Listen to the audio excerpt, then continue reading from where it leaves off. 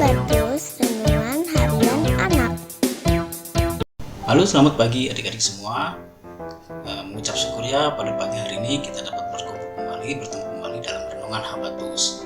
Sebelum kita akan memulai aktivitas kita pada pagi hari, mari kita akan belajar sedikit tentang firman Tuhan untuk menopang kehidupan kita pada hari ini. Tapi sebelumnya kita berdoa ya.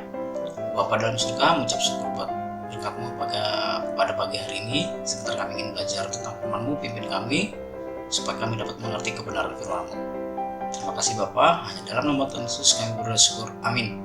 Nah, adik-adik, renungan kita pada hari ini diambil dari Mazmur 109. Ya, dari Mazmur 109. Nah, di sini saya akan membacakan dari Mazmur 109 ayat 2-3. Sebab mulut orang fasik dan mulut penipu ternganga terhadap aku. Mereka berbicara terhadap aku dengan lidah dusta.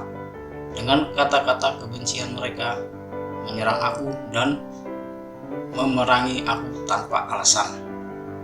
Nah, ada satu hal yang patut kita renungkan melalui perikop ini. Di sini dituliskan bahwa pemazmur terkena fitnah yang sangat keji dari musuh-musuhnya. Namun, ia tidak mengambil tindakan sendiri untuk membalas sakit hatinya. Sebaliknya, ia memohon kepada Tuhan di dalam doanya agar Tuhan turun tangan menolong dirinya.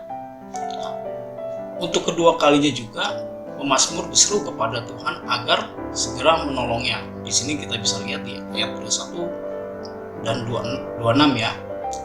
Permohonan tersebut muncul karena pemazmur merasa tidak tahan lagi dengan kondisi yang dibuat oleh musuhnya terhadap dirinya.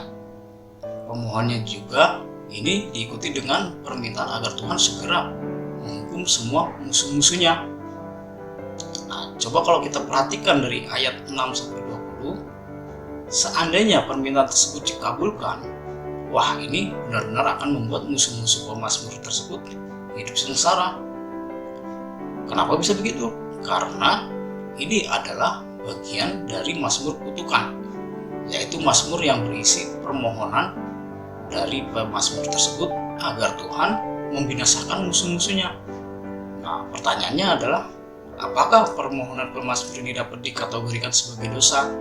Ya, kembali lagi ya, bisa juga, tentu saja bisa juga tidak. Walaupun pemazmur mengharapkan adanya pembalasan terhadap para musuhnya, namun ia dengan rendah hati menyerahkan hak hukumannya kepada Tuhan. Bagaimanapun hal ini sesuai dengan firman Tuhan yang mengatakan bahwa pembalasan adalah hak Tuhan saja. Nah, dari perikop di atas ada nasihat penting nih bagi kita semua, bahwa yaitu ketika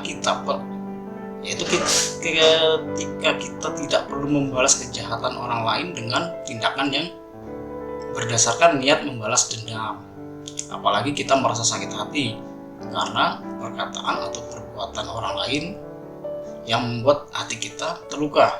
Hendaklah kita menyerahkannya kepada Allah untuk memberikan keadilan kepada kita. Karena Dia adalah pembela kita.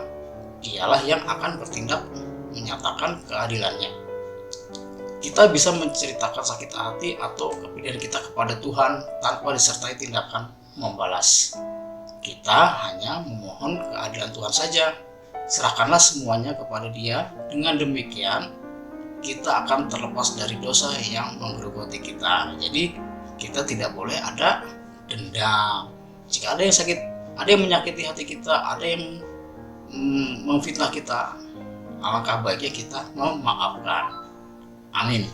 Nah, sekian dulu habatus kita kali ini. Mari kita berdoa.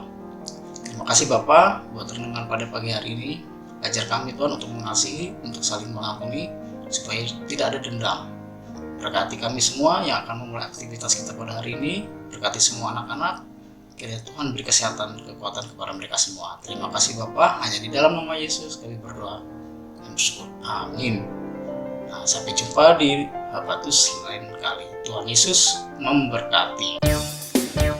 Habatus